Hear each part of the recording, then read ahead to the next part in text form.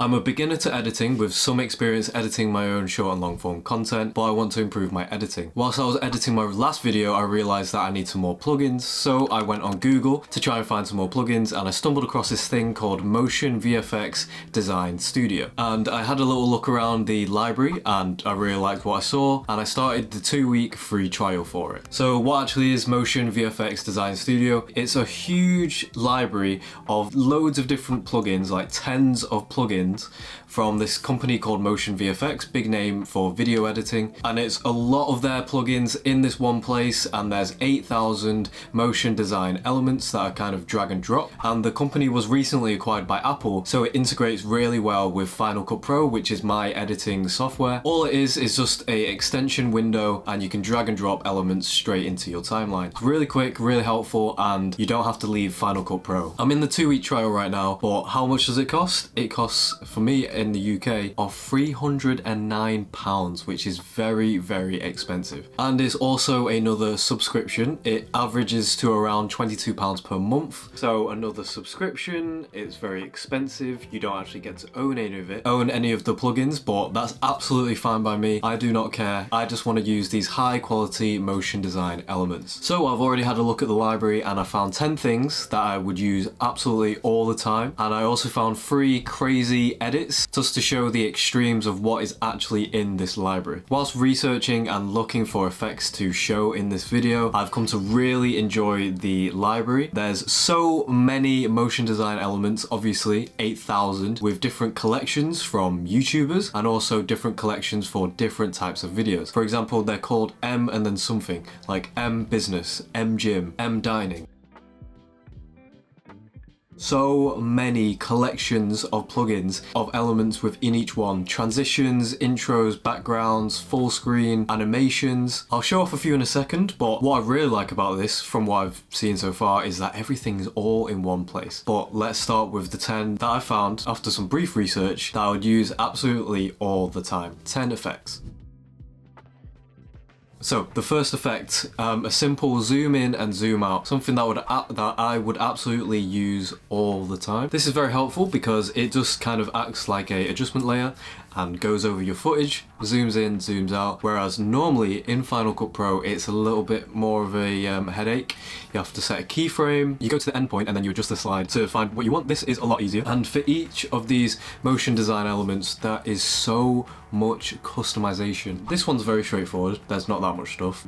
For other effects later on in the video, there are like genuinely 50. Genuinely 50, it's a bit mad. I would not be using all 50, but it's nice that it's there. And most likely you can change what you need to change. So I've put everything that I need into this collection. You could just make your own collections. And next is some transitions. So when I didn't have this, the jump cuts between clips could be quite rough, especially if there are effects and elements on the screen and then it jumps to a normal talking head video. The jump cuts can be very rough and very noticeable. These transitions are to kind of mask that jump cut and make it smoother between clips. First one, a simple light leak transition, barely noticeable, little flash, and for this one is a glitch animation, but yeah, adds a little bit of flair to the video and also covers up the jump cuts. So in DesignStudio, with all the titles, the hundreds of titles, that's really exciting for me for this third effect, magnetic mask. Basically I can put things behind a subject. I learned this today, it's mint, it's sick, it's really easy. There was a video by this guy called Scott McKenna. I've learned it in 4 minutes, really helpful video. Watch that if you want to learn how to do this. And you can put text behind your subject. For example, I am the subject and the text is behind me. And why this is important is because the hundreds of titles that I mentioned before there's so many different options that I could put behind a subject, behind me, behind an object. For example, anime styles or cinematic titles and stuff like this. All the titles I could ever possibly need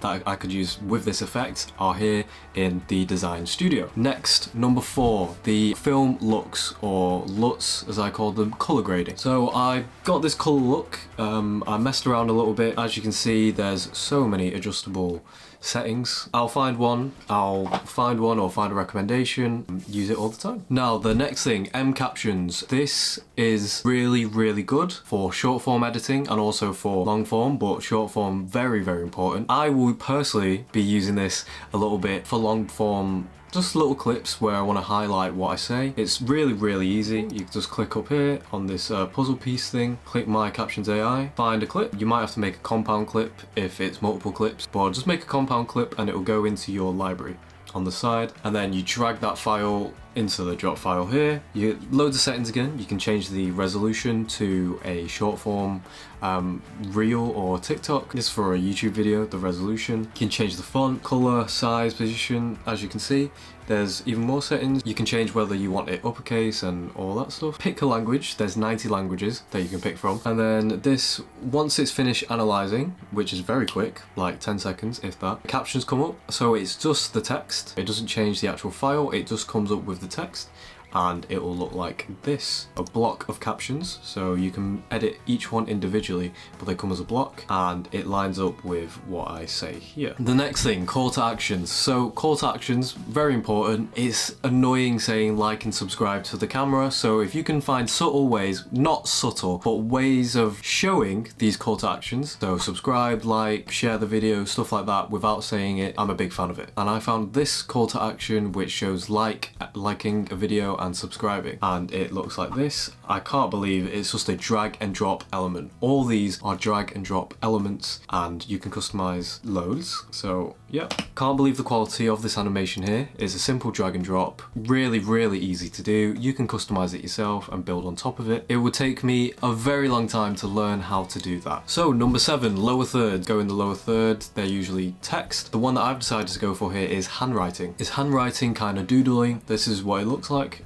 Keeps it interesting and also very easy to do. So I've decided to add 5 frames after the other so that they slowly kind of transition into the clip. Alex, A-L-E-X, and it goes in that order. Number 8, a timer / counter. Very straightforward. It's a countdown clock. I really like it. It can be used for sponsorships. It can be used for talking segments. Any timer is going down or a section is about to end, I can use something like this. It looks great, smooth, straightforward. I will use that a lot. So number 9, this timeline jump thing. So I would use this for talking about past products, services, things in the past. Why not add a jump cut? I could have used this in the last video talking about Cal Freezy and about how in the past he used to make FIFA videos and now he does food videos. As you've noticed, again, drag and drop elements. I have to put them at the right time and make them fit within the story that I'm telling. And the 10th element is rating. Anytime I want to add a little bit of flair to when I'm rating something, I can add this on the top. Again, so much customization within each element. This one is a bit crazy. This is the one that I was talking about. There's probably about 50 different customization things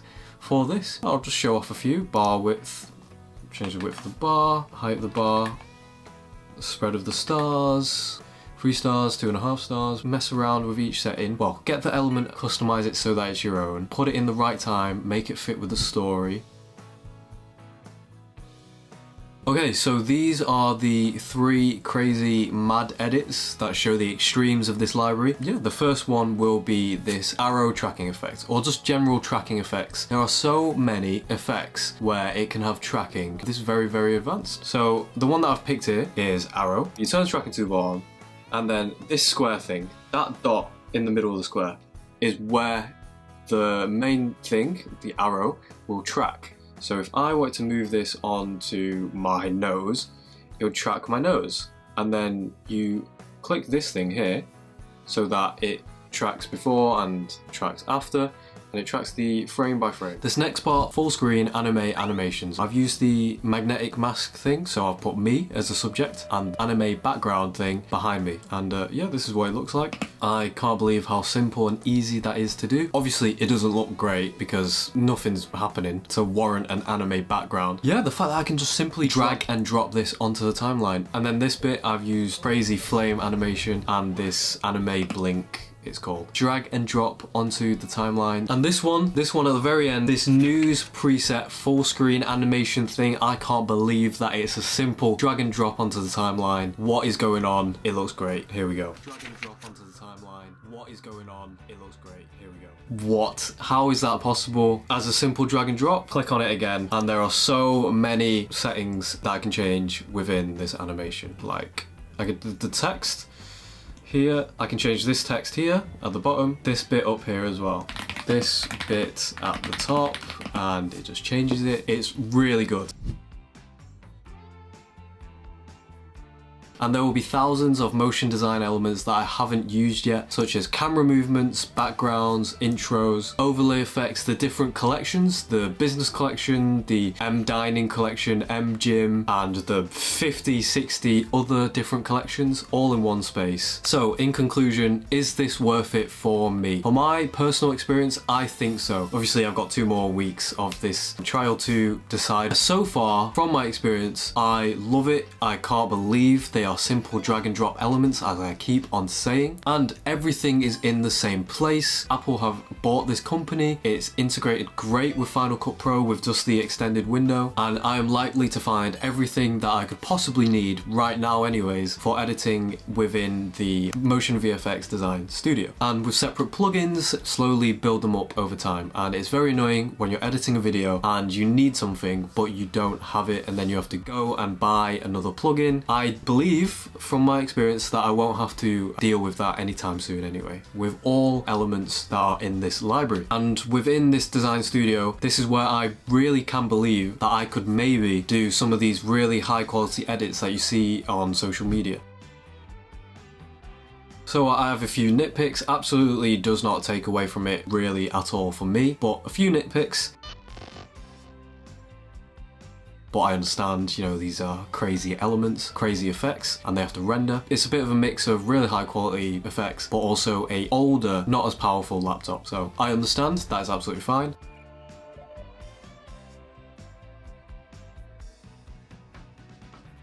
And the last thing is this window. I've gotten used to it now after a few hours. So usually the effects that I have are here in this titles and generators sidebar thing. So I've got 2 plugins at the moment, Essential YouTuber plugin and also Infographics Builder. Yeah, I'm very used to just having the entire timeline up, having the full screen of this, no window, and just finding what I need in this sidebar here and then dragging onto the timeline. But you can't do that with the DesignStudio. It all has to be in here. To be fair, you do have your own collections that you can make. It's just a bit of extra screen that's taken up, not that deep. I'm used to it now. It would be quite nice to just have your essential editing elements in the sidebar here that you can just drag and drop, that you could do with old plugins, but that's absolutely fine. And also, it's very expensive, £309, but overall I think the value for me and investing in this in content creation, for me it's worth it. So if you like this video, you might like this video up here, and yeah, goodbye.